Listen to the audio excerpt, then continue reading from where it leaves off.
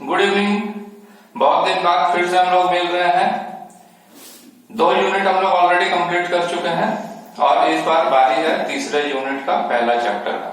तो चैप्टर का नाम है वॉयज अकाउंटिंग। ऐसा एक्सपेक्ट करता हूं कि आप लोग अच्छे होंगे और 2 यूनिट एकदम मस्त से कंप्लीट कर लिए होंगे।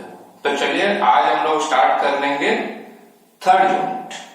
ठीक है, 3rd यूनिट का पहला चैप्टर का नाम है वॉयज अकाउंटिंग। तो सबसे पहले इसके मीनिंग में आते हैं हम लोग, है ना। कोई भी चीज हम कहां से शुरू करते हैं? मीनिंग से। तो सबसे पहले आते हैं वॉयज का मीनिंग। डिक्शनरी मीनिंग में अगर हम आए तो वॉयज का मतलब होता है जर्नी, लॉन्ग जर्नी बाय सी, और स्पेस भी है, बट हमारा यहाँ स्पेस काम का नहीं है। हमारे लिए काम का चीज क्या है यहाँ पे? सी। सी मतलब समुद्र। तो वॉयज पुराने जहां कोलंबस जैसे जो निकला था ना जहाज में अपना, वो वॉयज है। तो वॉयज बेसिकली क्या है? इसमें क्या होता है, ये कौन से कंपनी के लिए सुटेबल होता है और इसमें किस टाइप का अकाउंट बनता है, ये सब हम लोग पढ़ेंगे ये वाले हमारे चैप्टर में। ठीक है, तो वॉयज वाला जो बेसिक अकाउंटिंग है उसमें हम लोग ये जानेंगे कि ये शिपिंग कंपनी के लिए बनता है। जितने भी शिपिंग कंपनी है जिनका पानी वाला जहाज चलता है उन लोगों के लिए ये चैप्टर है। बोले सर हमारा तो चलता नहीं है।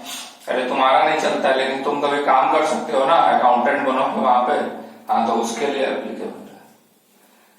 तो voyage account is prepared by shipping company. ठीक है, शिपिंग कंपनी क्या करता है, जैसे मान लो मुंबई से दुबई सामान भेजना है तो सामान के साथ साथ पैसेंजर भी जाता है। ठीक है, तो एक शिप में दोनों तरीके की चीजें आ सकती है, गुड्स भी और पैसेंजर भी। ये नई चीज है हमारे लिए। दूसरा चीज, शिपिंग कंपनी वॉयज अकाउंट बनाता है पर वॉयज। पर वॉयज मतलब मुंबई से दुबई, दुबई से मुंबई, इसको बोलते हैं राउंड ट्रिप। क्या बोलते हैं इसको? Round trip. तो जैसे जैसे जर्नी कंप्लीट करता जाएगा शिप, उस तरीके से उसका एक एक जर्नी वाइज हम लोग बनाते जाएंगे ये वाला अकाउंट। ठीक है, किस लिए बनाएंगे वॉयज अकाउंट? पहला क्वेश्चन, वॉयज अकाउंट बनाने का जो बेसिक ऑब्जेक्टिव है, कोई भी ऑर्गेनाइजेशन के लिए अकाउंट्स हम क्यों बनाते हैं? उसका ऑब्वियसली फाइनेंशियल पोजीशन और उसका प्रॉफिट और लॉस जानने के लिए। तो यहां पे भी वही ऑब्जेक्टिव है। ठीक है, बैलेंस शीट नॉर्मल कंपनी की तरह ही बनेगा और पीएल अकाउंट के जगह एक वॉयज अकाउंट हम बनाएंगे। नॉमिनल अकाउंट है ये सबसे पहली बात। नॉमिनल अकाउंट मतलब, नॉमिनल वो अकाउंट होता है जो साल के एंड में अल्टीमेटली क्लोज हो जाता है, जिसका balance, opening balance, to balance brought down, by balance carried down, इस टाइप की चीजें नहीं आती है जिसमें। और अकाउंटिंग का कौन सा रूल एप्लीकेबल होता है इस अकाउंट्स के लिए? Debit all expense and losses, credit all income and gains. तो एक्सपेंस और लॉस को हम करते हैं डेबिट, इनकम और गेन्स को हम करते हैं क्रेडिट। ठीक है, तो अब हम आते हैं वॉयज अकाउंट में क्या क्या चीज हमको चाहिए होगा। सबसे पहले चीज हम आते हैं क्रेडिट साइड में। क्रेडिट साइड में क्या आता है? Income and gains. तो पहले तो बात करेंगे क्या? फायदा का, इनकम का, उसके बाद ना खर्चा में पहुंचेंगे। तो 3 तरीके का फायदा या 3 तरीके का रिसिप्ट आ सकता है हमारे पास। कौन कौन सा? पहला है फ्रेट। फ्रेट मतलब जो नॉर्मली हम कहीं ट्रक में या कहीं सामान भेजते हैं ना, तो उसको भी फ्रेट ही बोलते हैं। मतलब गुड्स को मुंबई से दुबई भेजने का जो खर्चा जो भी आदमी भिजवा रहा होगा, बिजनेसमैन, वो शिपिंग कंपनी को देगा ना भाई कि हमारा सामान यहां से वहां पहुंचा रहे हो तो भाड़ा वही है। अच्छा, जरूरी है क्या शिपिंग कंपनी में सिर्फ गुड्स वाला ही जाएगा? जहाज में तो आदमी भी रहता है, पिक्चर का शूटिंग भी होता है। कहो ना प्यारा, देखे हो कि नहीं? ऋतिक रोशन और अमीषा पटेल वाला। हाँ, तो ये वही वाला है। तो वो लोग से जो भाड़ा लेंगे, वो लोग तो जो पैसा लेंगे उसको क्या बोलेंगे? Passage money. उनका वाला पैसा वो क्या बनेंगे, पैसेज मनी। और तीसरा वाला है प्राइमेज। प्राइमेज क्या होता है, जैसे मान लो किसी से हम 1 लाख रुपया भाड़ा चार्ज किए, बोले जितना भी भाड़ा आएगा भाई उतना प्लस 10% आपको एक्स्ट्रा देना पड़ेगा, 10% एक्स्ट्रा। तो ये जो 10% एक्स्ट्रा है ना, इसी को प्राइमेज बोलते हैं। एक तरीके से ये किसके ऊपर कैलकुलेट होता है, ये दोनों के ऊपर ही कैलकुलेट होता है। क्वेश्चन में परसेंटेज दे देगा 5, 6, 8, 10 ऐसे, तो अपने को खाली क्या करना है, इंटू करके रख देना है। तो क्रेडिट साइड का कहानी हो गया खत्म।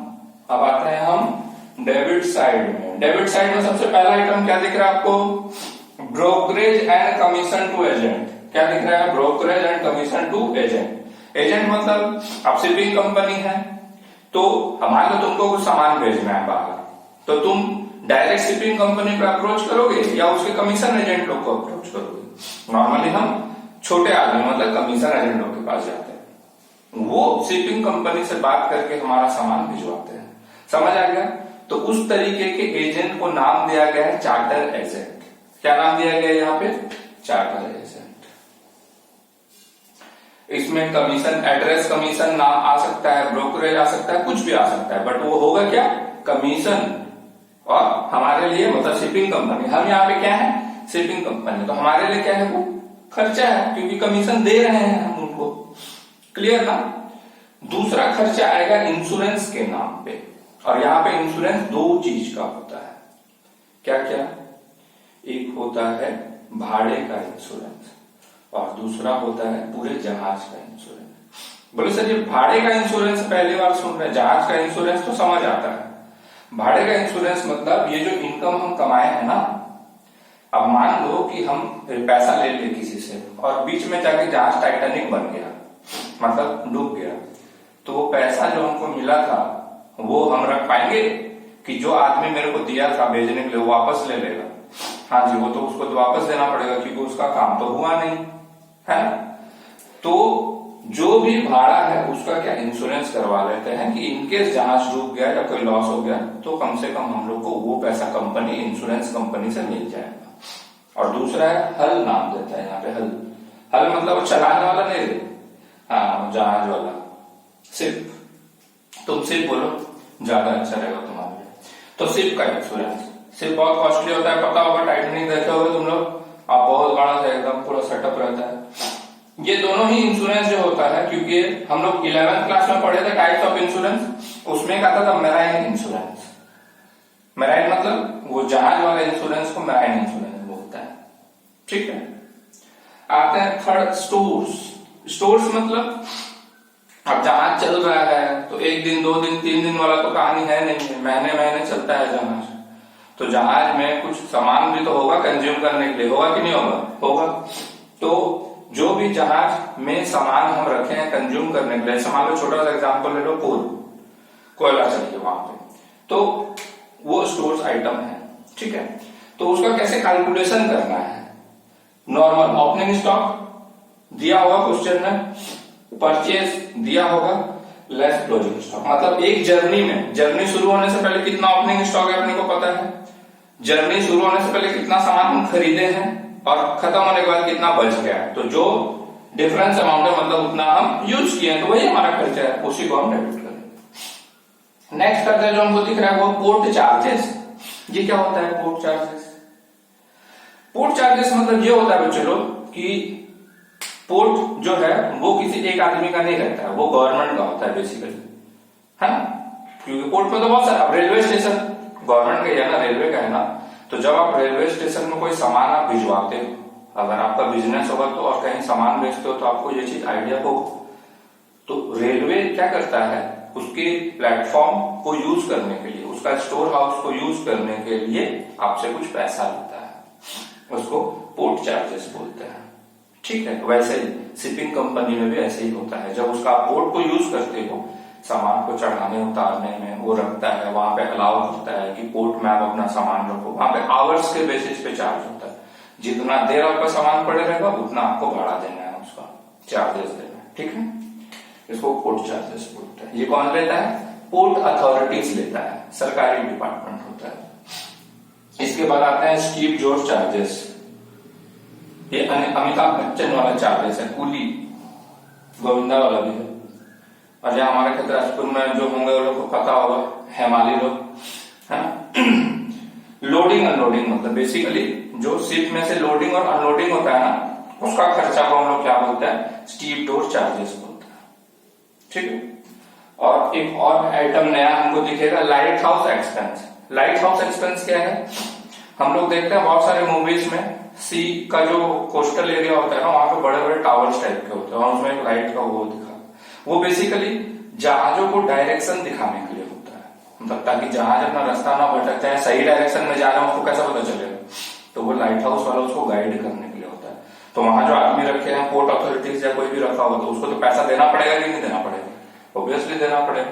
तो ये हो गया हमारा सारे खर्चे के डिटेल्स, ये हो गया हमारे क्रेडिट साइड के डिटेल, और हो गया हमारा बेसिक्स। अब हम क्या करेंगे, अब हम इस चीज को समझेंगे इलस्ट्रेशन नंबर 1 करके।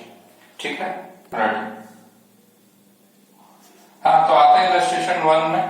सबसे पहले क्या किया, अपना क्वेश्चन पढ़ के ना साइड में एक छोटा सा डायग्राम बना दिया, क्योंकि यहाँ पे 3 पोर्ट दिया हुआ है, ए से सी, सी से डी। तो ए से सी जब जाता है तो बोला 500 टन सामान लेके जाता है, कितना, 500 टन, और पर टन का कमाई कितना, 80 रुपया। ए से डी जाता है 2000 टन लेके 100 रुपया, और सी से डी जाता है 300 टन लेके 50 रुपया। इस डायग्राम के बेसिस पे हम लोग पहले क्रेडिट साइड को बनाएंगे। क्यों क्रेडिट साइड बनाना जरूरी है, क्योंकि बहुत सारे खर्चे इसके ऊपर आते हैं, जैसे एड्रेस कमीशन है ना, ब्रोकरेज कमीशन, तो इसी के पहले क्रेडिट साइड करना जरूरी है। ठीक, तो कुछ करना नहीं, इसमें सिंपली इंटू करना है, 2000 इंटू 100, 500 इंटू 80, 30 इंटू 50, ये तीनों को इंटू कर दिया। पर टन दिया था ना, इंटू कर दिया। अब प्राइमेज दिया 10%, किसका 10% जी, इसका, तो 10% ले लिया, बस इतना ही इनकम है, इनकम और कुछ ज्यादा नहीं। तो इनकम कंप्लीट हो गया हमारा। आते हैं खर्चा में। खर्चा में सबसे पहले आइटम जो हमको दिखेगा वो है port charges, A B C करके ऐसे दिया हुआ है। तो जो भी पोर्ट चार्जेस आपको दिख रहा है ना, सबको जोड़ दीजिए आप लोग, ए बी सी डी करके जो दिया है उसको जोड़ दीजिए। तो ये हो गया हमारा 12,000। कोल में बताया था स्टोर आइटम है। नीचे अगर जिसका भी ओपनिंग स्टॉक और क्लोजिंग स्टॉक दिया होगा ना, तो समझ जाना कि उसको डायरेक्ट नहीं लिखना है, उसको ओपनिंग में परचेज ऐड करना है और क्लोजिंग लेस करना है। तो कोल में दिया हुआ है, इसीलिए ओपनिंग में परचेज प्लस किए, क्लोजिंग माइनस किए, 19,000 आया। इसके बाद कैप्टन का एक्सपेंस दिया, डायरेक्टली जोड़ दिया, हार्बर वेजेस डायरेक्टली दिया, जोड़ दिया। अब आते हैं ये दोनों आइटम पे। ये दोनों आइटम हमारा इसके ऊपर बेस्ड है।